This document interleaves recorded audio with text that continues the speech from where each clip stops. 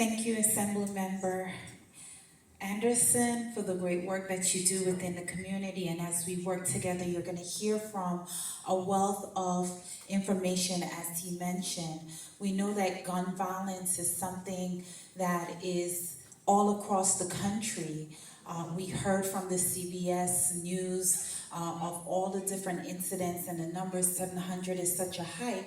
But even on last week, there was a shooting just around the corner of a 38-year-old. And so important that we come together as youths and allow our voices to be heard. At this time, we're honored to have in our presence Assemblywoman Stacey Amato, and she'll be Councilmember Stacey Amato, who will be coming to speak. Assemblymember Stacey Amato, I'm sorry, who's coming to speak at this time.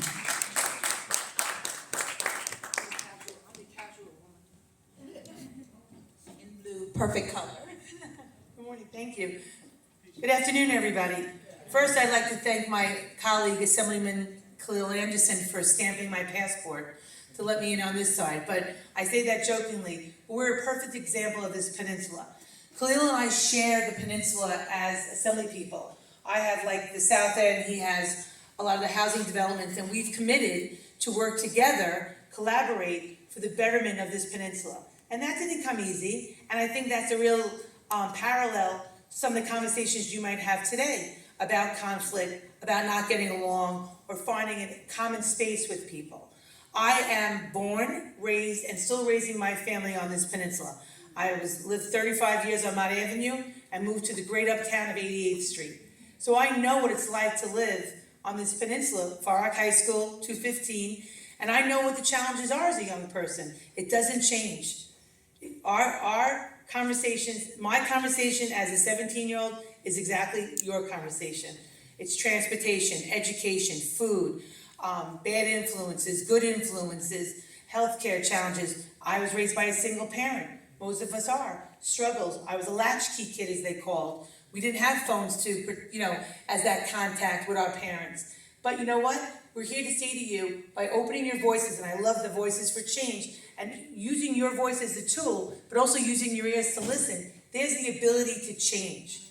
Because you have to change yourself. It's all about focus on yourself. To say, how can I make a good decision?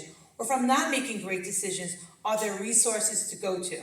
And the one thing that we've definitely focused on in this peninsula are these partners, and I'm not gonna get in trouble like you, Khalil, but all the partners that are here today, doesn't mean you connect with all of them, but it's just one you connect with, right? If you find some place that's something of interest and you could focus there, you're exactly what my colleague said. You're different than when you walked in. And that's all we're asking for. Because I also was part of like a leadership team when I was in Far Rock High School. And I don't know if it clicked other than I realized I was chosen or participated in a leadership conference and made me feel a little different than my peers. And knew that I had something else to offer. And where can I go with that? Keeping my job, working through college. And it doesn't always click. Like, I didn't plan to be an Assemblywoman, but it's how my life took me. And I know now that I need my voice here to fight for this peninsula, because no one's gonna fight like us, knowing that we're living here and our challenges. But it's tough. Look, we're not gonna say to you it's easy outside of the solutions, but there's definitely connections to where we live, how we find our food, transportation, challenges in school, and social media, which is gonna be a problem for all of us. And I recognize that because I see it myself. I put myself for like Sundays off.